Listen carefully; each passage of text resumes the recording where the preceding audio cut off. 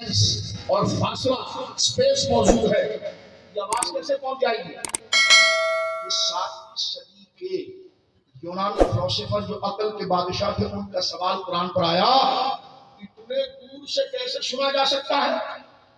آج تو ٹیلی فون بھی آ گیا، کانفرنس کال بھی آ گئی، سیٹلائٹ بھی آ گیا۔ میں آج بالغ سائنس کی بات نہیں کر رہا ہوں، نابالغ سائنس کی بات کر رہا ہوں، لیکن آج بھی قرآن کے سامنے سائنس اسی طرح نابالغ ہے، کیونکہ قرآن کی بات کو چیلنج نہیں کیا جا سکتا، کیونکہ قرآن انجام کی بات کرتا ہے، مڈل اور پروسیس کی بات۔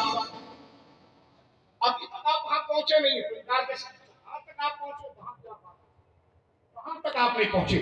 اب ذرا اس کو دیکھیے، امام راضی علیہ رحمت نے تفسیر کبیر شریف میں سوال کو اٹھایا ہے، ان سے یونانی فلسفروں نے، عقلیات نے سوال کیا کہ جنت اتنی دور ہے اور جہنم اتنی دور ہے، یہ دونوں آپس میں کمیونیکیشن کیسے کریں گے؟ یہ سائنس کا سوال تھا۔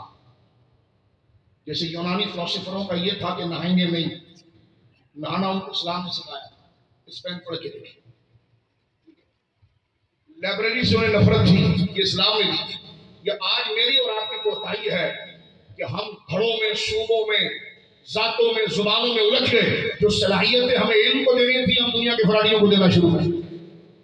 ہمارا دیوال ہے، ہماری عقلوں پر ایسے لوگ کیپچر ہو گئے کہ وڈیرا اور علی علی مثال اس کو پڑھنے نہ دیا جائے، اور پھر الزام کس پر ڈالے؟ مولویوں پر۔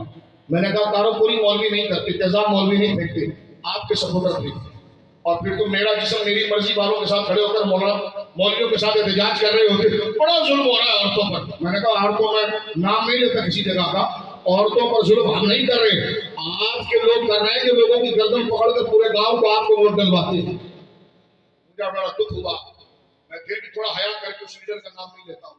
وہ اسلام آباد کے اندر لبرلز کے ساتھ کھڑا تھا، اور انہوں نے پلے کارڈ لیے ہوئے تھے کہ میرا جسم میری مرضی، عورتوں پر ظلم ہو رہا ہے، عورتوں پر ظلم ہو رہا ہے، اور وہ اس کے ساتھ کھڑا ہوا۔ میں نے کہا تیرے صوبے کے اندر عورتوں کے منہ پہ تیزاب پھینکا گیا، اور یہ بہانہ بنا کر اسلامی قانون کی مخالفت کے لیے، اسلام کے لیے، اور لبرلزم جو ایتھیسٹزم ہے اس کو بڑھاوا کے لیے۔ میں متعصب نہیں ہوں، جتنی بات کرنی اتنی کروں گا، لیکن میں اس ذمہ دار لیڈر کو یہ پوچھنا چاہوں گا کہ آپ ان کے ساتھ مل کر یہ جو بات کر رہے تھے واقعی میں عورتوں پر ظلم ہو رہا ہے، تو عورتوں پر ظلم تو تمہارے میں ووٹر کرتے ہیں۔ میں کوئی الزام نہیں لگا رہا، اور اتنی ہمت رکھو کہ بیٹھ کر ہماری بات سن سکو، یہ ذرا ہمت رکھو، ٹی وی تک ہماری لیکن حق کو ذرا سن سکو، توجہ ہے۔ اس لیے قرآن نے بھی کہا وَلَا يَجْرِمَنَّ شَنَآنُ قَوْمٍ، کسی قوم کی مخالفت تمہیں اتنا بے اعتدال نہ کر دے کہ تم حق نہ بولو، جو حق دشمن بھی بولے تو قبول کرنا چاہیے۔ ہم اس قرآن کی آیت پر اپنے آپ کو باندھ کے رکھیں۔ قرآن نے کہا ہے کہ کسی کی مخالفت تمہیں ظلم پر نہ لے جائے، تمہاری برادری کا نہیں ہے، اس میں سچ بھی بولے تو غلط ہوگا، ایسا نہیں،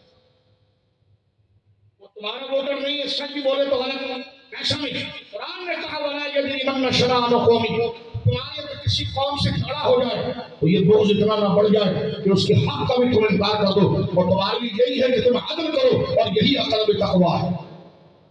یہ قرآن کہتا ہے۔ اب آپ دیکھیے میرے بزرگوں، اس بات سے ہٹ کر آ جائیے پھر پیچھے، میں نے تھوڑی سی آپ کو ذرا کراچی اور سندھ کی سیر کرائی، اب دوبارہ لوٹ کر آپ آ جائیے، ٹھیک ہے جی؟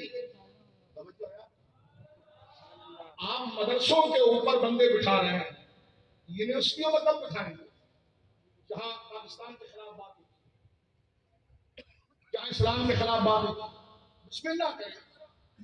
یونیورسٹیاں جو ڈاکوؤں کا اڈا بنی ہوئی ہے، سب کی بات نہیں کر رہا، جہاں پاکستان زندہ باد کے خلاف ایک پروفیسر بچوں کو تیار کرتا ہے، جہاں اسلام کے خلاف تم کہہ رہے ہیں 18 گریڈ کا آفیسر آئے گا اور FATF کا قانون ہے، مسجد جا کے بیٹھے گا۔